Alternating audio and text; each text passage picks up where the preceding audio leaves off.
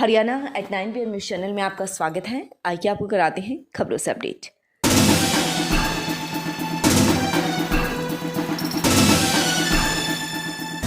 Party का जो है पहली ये इलेक्शन के बारे में पहली प्रेस कॉन्फ्रेंस है और कांग्रेस पार्टी ने पहली बार ये फैसला किया है कि हम सिंबल पर चुनाव लड़ेंगे, चाहे काउंसिलर पार्षद का चुनाव हो चाहे मेयर का चुनाव, दोनों चुनाव सिंबल पर लड़े जाएंगे कांग्रेस के। और बड़ा उत्साह कांग्रेसियों में इस बात का है कि सिंबल पर पहली बार चुनाव होगा। तो हमने सारी कमेटी जो भी पहले टाइम 7 तारीख तक का था एप्लीकेशन फॉर्म देने का, लेकिन वो बढ़ाकर 9 तारीख तक कर दिया पार्टी। लोगों की बहुत ज़्यादा डिमांड थी जी, NOC नहीं ले सकते, छुट्टियों के दिन थे और लोगों ने जो है इतना उत्साह था कि वहाँ पर हमारे यहाँ जो है ना काफ़ी लोगों की भीड़ थी। उन्होंने टाइम मांगा जी हमें और भी टाइम दिया जाए, इसलिए 9 तारीख तक का बढ़ा दिया।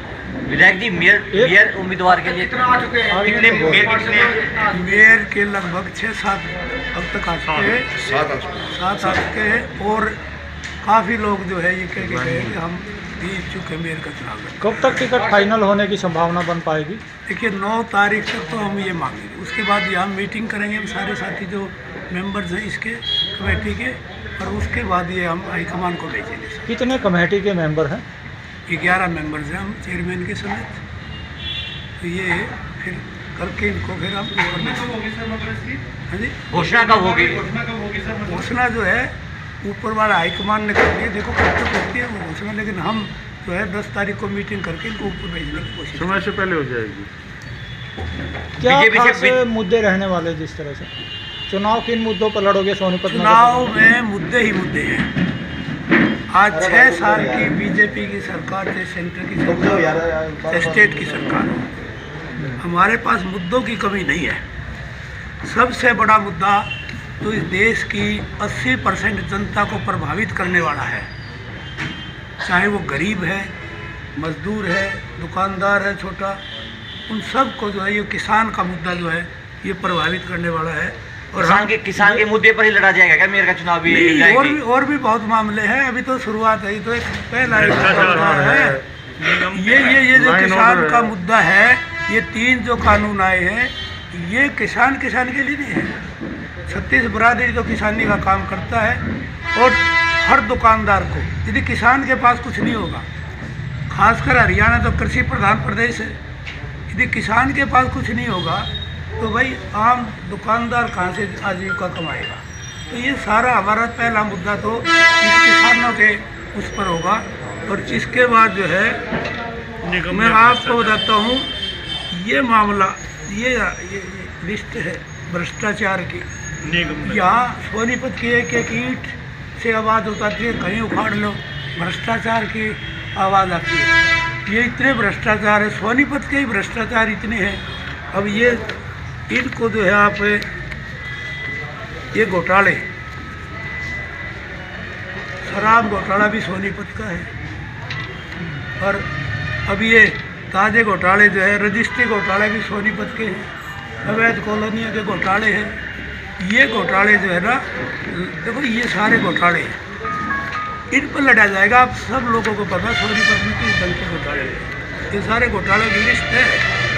ये तो वो है निगम के भी है, नौकरी के भी है, रविंद्र भारत आपका हल्के का, और ये तो वो है। और इसके बाद ये कहते हैं हमने पारदर्शिता से ये प्रचार करेंगे, पारदर्शिता नौकरी दी है। ये घोटाले भर्तियों के हैं, ये भर्ती घोटाले हैं, ये भर्तियों के घोटाले हैं। जब ये कहते हैं ना हमने भर्ती पारदर्शिता की है, छोटे मोटे थे, ये मेन घोटाले हैं।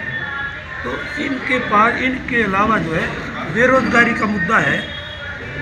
और ये एक बात कहते हैं किसान के बारे में, अगर हम जो है मंडी का जो है बंद नहीं होने देंगे, MSP देंगे और मंडी बंद नहीं होने देंगे। इनके 2 मुद्दे हैं, मैं दोनों मुद्दों पर ये क्लियर करना चाहता हूँ, ये लोगों को, किसानों को बेकार है। ये पहला तो ये है मंडी बंद ना होने पर, ना उस पर जो एमएसपी पर, ये इसका बयान है प्रदेश अध्यक्ष का, पूर्व कृषि मंत्री प्रदेश अध्यक्ष, इन्होंने ये कहा है कि एमएसपी अव्यवहारिक है, मतलब ये व्यवहार में नहीं लिया जाए, इट इज नॉट प्रैक्टिकेबल, मतलब ये दी नहीं जा सकती। तो ये प्रदेश अध्यक्ष इस बात को कहता है कि एमएसपी नहीं दी जा सकती, तो कैसे मान लेगी एमएसपी देंगे। और दूसरा ये कहते हैं कि मंडियाँ बंद नहीं होंगी। ये चिट्ठी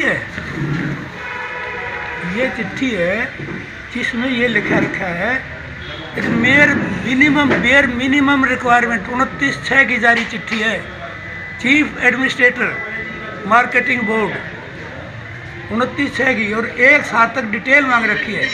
अब आप कम से कम जो वहाँ रख के बाकी की लिस्ट हमें भेजो, हम इनको दूसरे महकमे में नौकरी देंगे। दूसरे महकमे में नौकरी पर डिप्लॉयमेंट के लिए इन्होंने चिट्ठी लिख रखी है। बेयर मिनिमम रिक्वायरमेंट आपकी कितनी है? तो ये दोनों चिट्ठी क्या साबित करती है? ताकि ये मंडियाँ ख़त्म होने जा रही है, इनको दूसरे महकमे में एडजस्ट करेंगे। ये तो इलेक्शन आ गए, किसान आंदोलन आ गया, और ये मार्केटिंग बोर्ड की हालात भी कहती है। ये मार्केटिंग बोर्ड जो सबसे बढ़िया महकमा होता था, सबसे ज़्यादा आमदनी का महकमा होता था, मेरे पास तो बंसी लाल के टाइम मेरे पास ये महकमा रहा।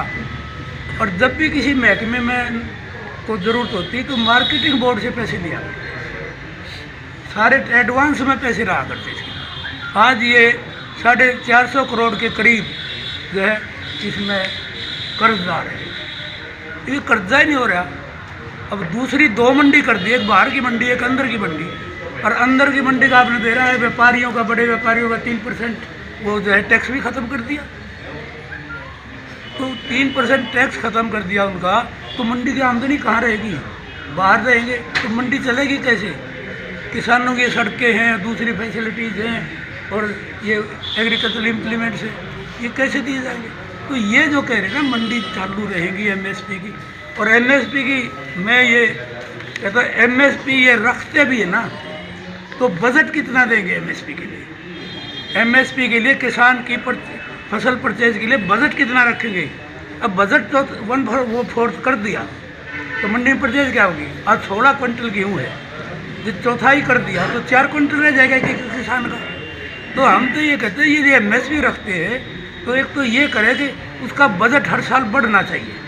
बजट पिछले साल घटाया इन्होंने एफसीआई का, परचेज का, बजट बढ़ना चाहिए हर साल। और जो भी परचेज हो बाहर मंडियों की, उसमें भी एमएसपी पर परचेज होनी चाहिए। यदि कोई एमएसपी परचेज नहीं, उसके लिए कानून बनना चाहिए, उसकी सज़ा का प्रावधान होना चाहिए। तब जो है ये किसानों का जो है को लाभ हो सकता है। और किसानों के ऊपर तो इतने भारी खर्चे ला दिए, जीएसटी किसान पर लगा दी, और दूसरे सारे सिस्टम जो है किसान के। लगातार खबरों से अपडेट रहने के लिए देखते रहिए हरियाणा @9 PM न्यूज़ चैनल। नमस्कार।